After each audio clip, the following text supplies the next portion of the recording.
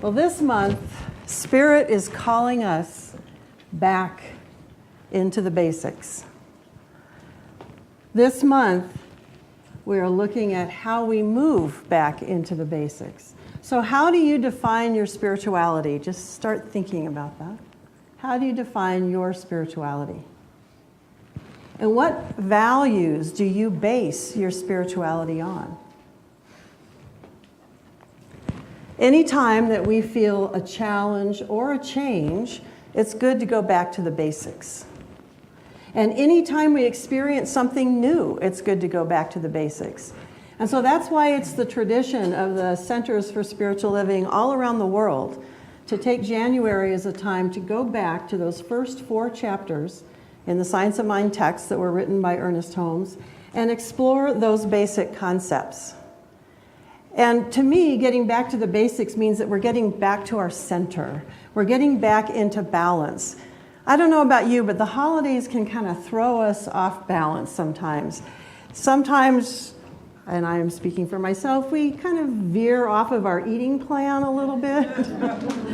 And sometimes we might not make it to that exercise routine that we've had. And when you hand me my grandson at 6:30 in the morning, meditation doesn't really look the same anymore. But it was so beautiful to have that time with him and all of that energy that early in the morning. And to give my son the gift of sleeping in. So that was nice. But all of those things, our meditation, our exercise, our eating, and even if we're traveling and we're with families, sometimes as much as we love them, that throws us off balance. Or even friends. And so it's time now. Spirit is calling us back to those basics, back to our center. And because of that, this is a really good time to bring friends. And so thank you to those who have welcomed our visitors here today. It's a good time to bring friends in who are questioning you. You know, what do you go there? What do you do there? What do you learn there? What are we about? So the next 4 weeks will be talking about those very basic concepts that we teach. So if you have friends that are curious, this is a good time for them to come and just see what it is that we do teach. Our goal is not to take people away from their spiritual path, but to uplift it. So this is something, a teaching that can be used alongside of any other teaching, because Ernest Holmes drew from all the different teachings and traditions and created this massive book from that. Now he has lots of other writings, which sometimes I suggest you start there. But for the first 4 chapters in here, this is what we'll be looking at. And I wanted to share with you just the titles of what those are, and then some of the subtitles underneath each one of those chapters. So the first one is the thing itself. The second one, the way it works. Third, what it does. And fourth, how to use it. And under those headings of the 4 chapters are subchapters. I'm only going to read you a few. The universe never plays favorites. Limitless power at one's disposal. All thought is creative. Divine nature is in every one of us. The seed of perfection is hidden within. Spirit works for us by working through us. Love rules by law. The secret already known. Treatment active, not passive.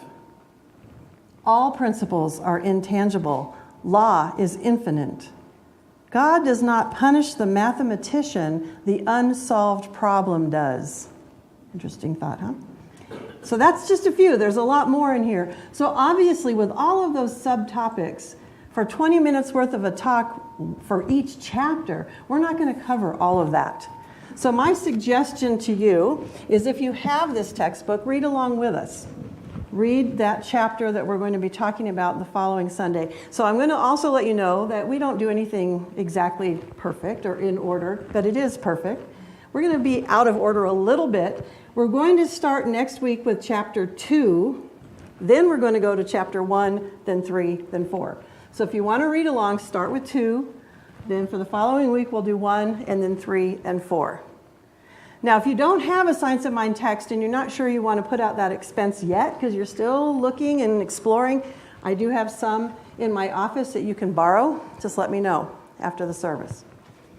because I do think reading along will help. And then if you have questions, jot those down. And those questions are the kind of things that you can either listen for and see if they're answered during the talk on Sunday, or take to the Sacred Circle discussion and bring them up there. Or take the Beyond Limits class with practitioner Barbara Reisner and bring them up to her in that class. The other thing you can do is meet with the practitioners or myself individually and ask your questions. This is definitely not the kind of teaching that says just take it the way it is and you have to accept it without question. We like those questions. They inspire the dialogue and the discussion that's important to help make it yours. So read them, ask those questions, and I highly recommend taking Beyond Limits, the intro class, if you've never had introduction to this before. If you have had introduction to this, and you can also do this without the Beyond Limits class, we're teaching the Prosperity Plus class. And that is, if you've made some New Year's resolutions, and I know by this time of year, we're looking back and saying, wow, did I make it or not this year? Did I manifest what I wanted to in my life?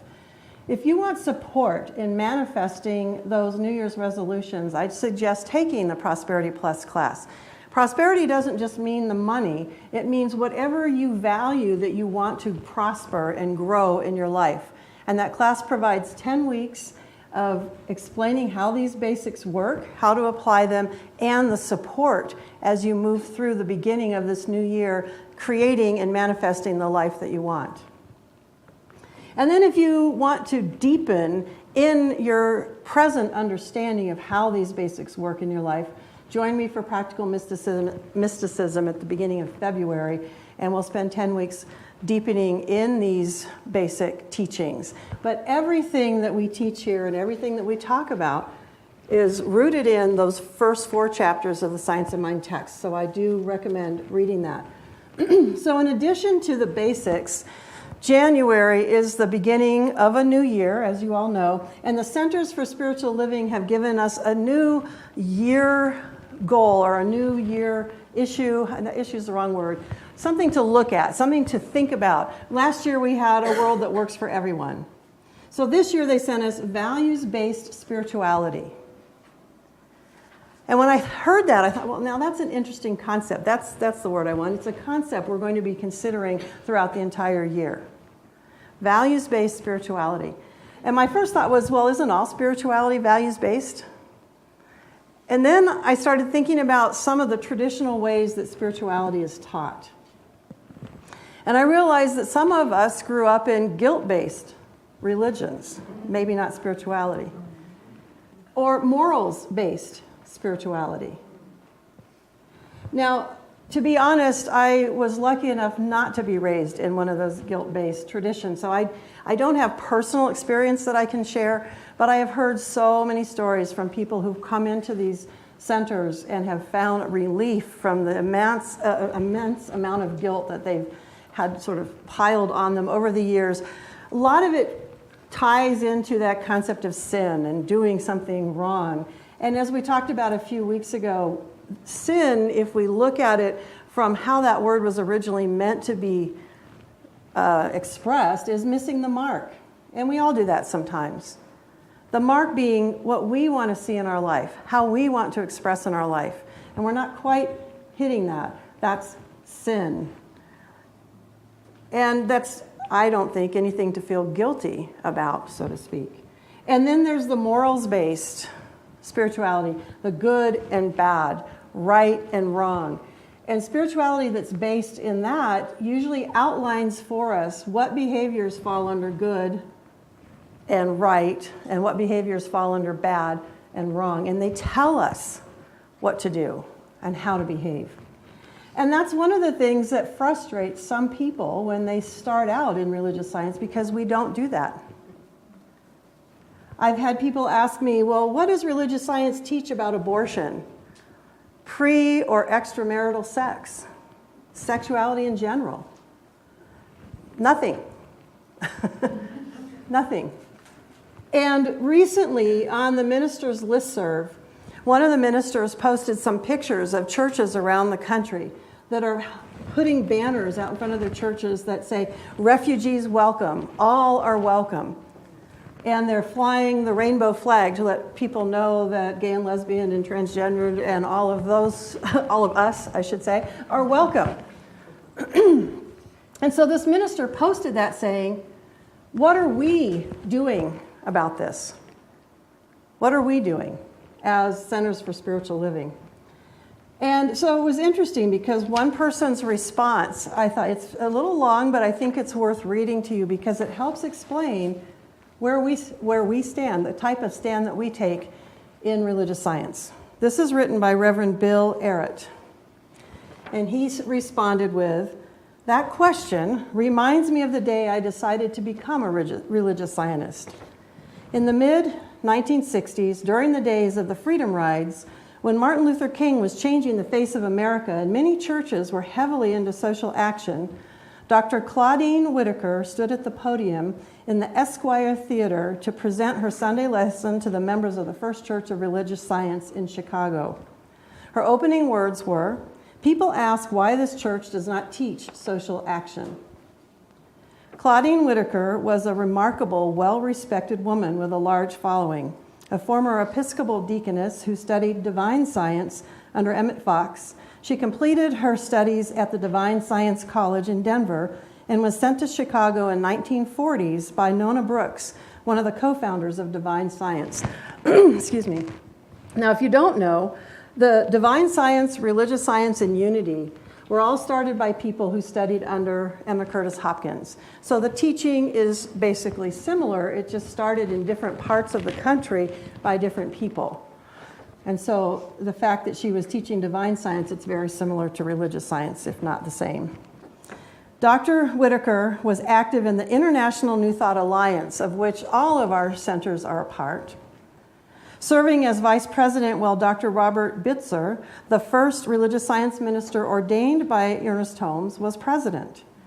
Through this International New Thought Alliance, she became good friends of Ernest Holmes and his wife Hazel, as well as Raymond Charles Barker.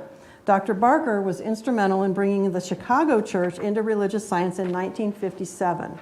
So that gives you some of the background. Then he tells us that under Dr. Whitaker's leadership, First Church was a well-integrated, racially diverse church. So that morning she spoke to a mixed congregation when she said that people asked her why she didn't teach social action. As a social activist myself at that time, I really perked up. She went on to say, "Nothing is more repugnant to me than the idea of helping people in terms of their helplessness. Our job as religious scientists," she went on to say, was to light the spark of divinity that lives in every man, woman, and child. What they do with that awareness, she said, is up to them and their God. No one has the right to tell them or anyone else what he or she should do or should not do. That was the day I decided to become a religious scientist, he said. Claudine Whitaker's mantra was consciousness manifests. Beginning with that talk, I came to realize that well-meaning social activists, as well as I was then, operate from a belief that there's not so much to go around. Furthermore, that a consciousness of limitation actually perpetuates the very consciousness it seeks to alleviate. It took another 10 years of science of mind study, but that realization is what led me into the religious science ministry, as I came to believe that the greatest good I could do was to teach our principles to others who could then apply them to whatever challenges they chose to pursue much more effectively. That's the end of his letter. So I thought that he explained it very well, and that's why we are a values-based, principles-based teaching. We teach those values, we teach those principles, and allow each person and trust each person to apply them in their life in a way that speaks to them and that uplifts what it is they stand for. I want to read you Ernest Holmes' words, and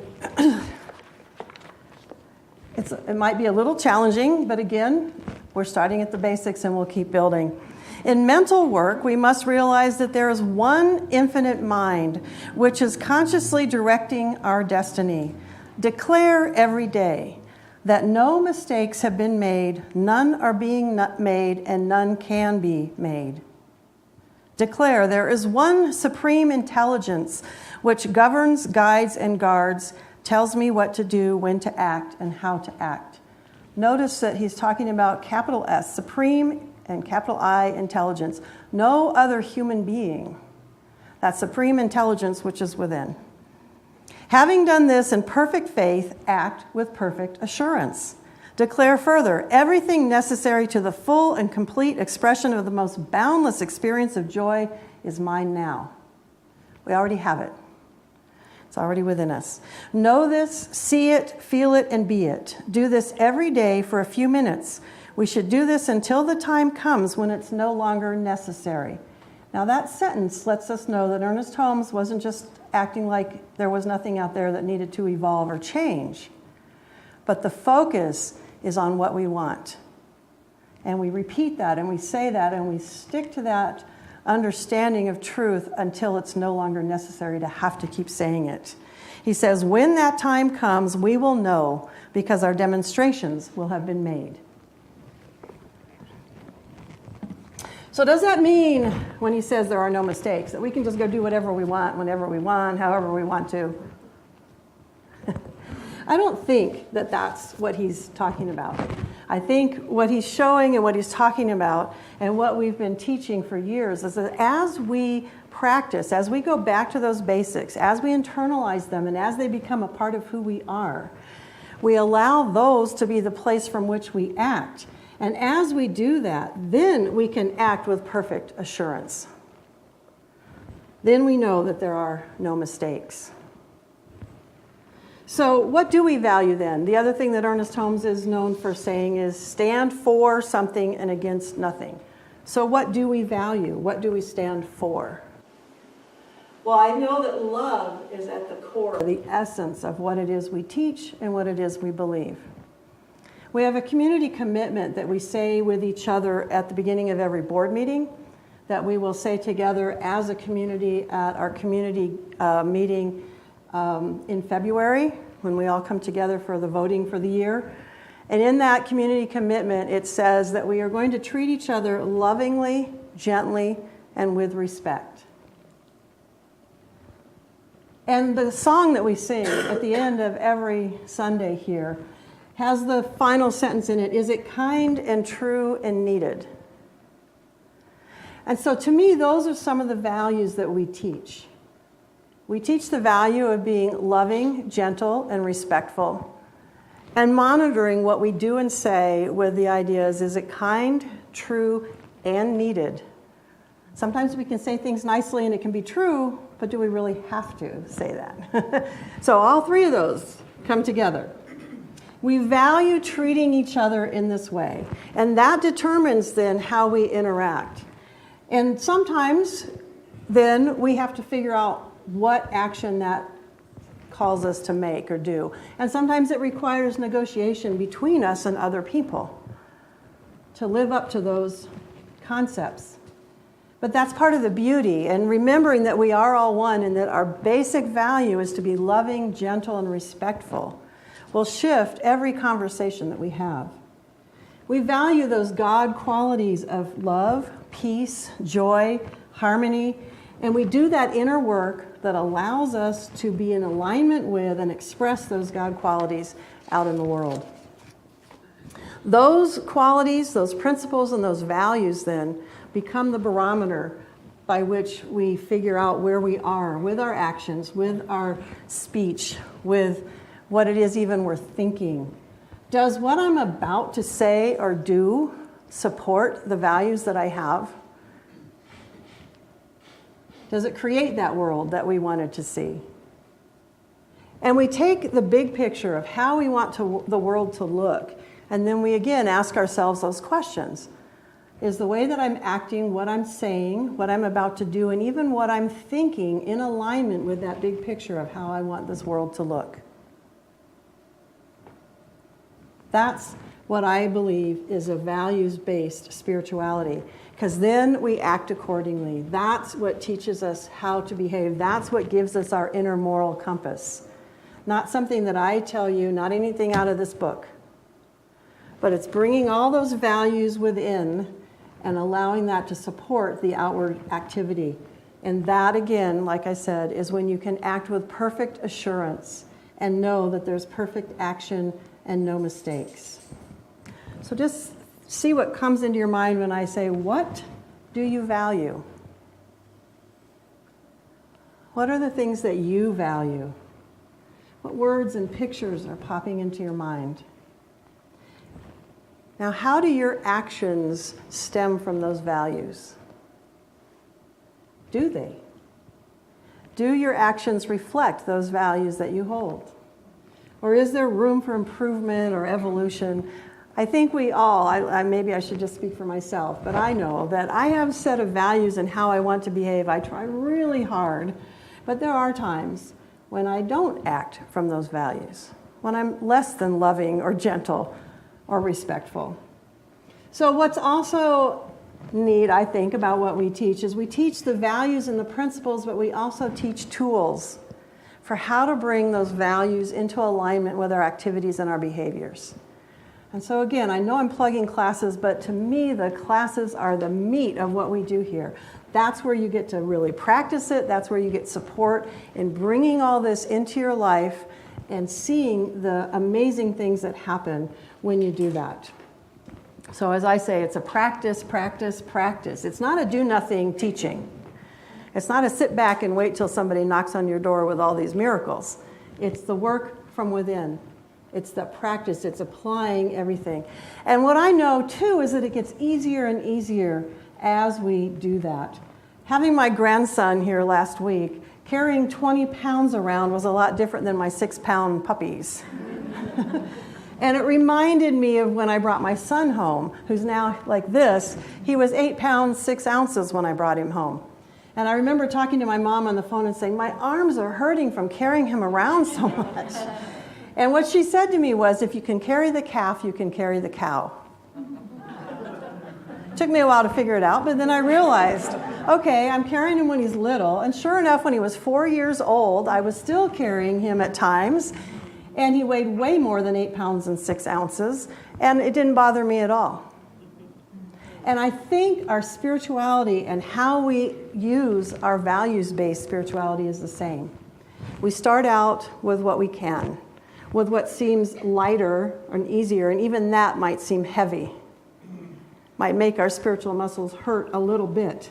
But as we exercise them, as we continue to practice, we build that spiritual strength. We build those spiritual muscles. The more we learn, the more we practice, the more of what life has to offer us we can carry, we can handle. And we can handle what we would call successfully. We can meet the challenge. As I was explaining that word a few weeks ago, that concept of meeting a challenge. This is the way that Ernest Holmes puts it. And again, if this seems like it's a little heavy, just remember as we go through the basics and build, this is the kind of thing that actually really works. Here in our own mind, we meet the belief in the necessity of sickness or whatever discord. We repudiate this belief and explain to ourselves what the real truth is.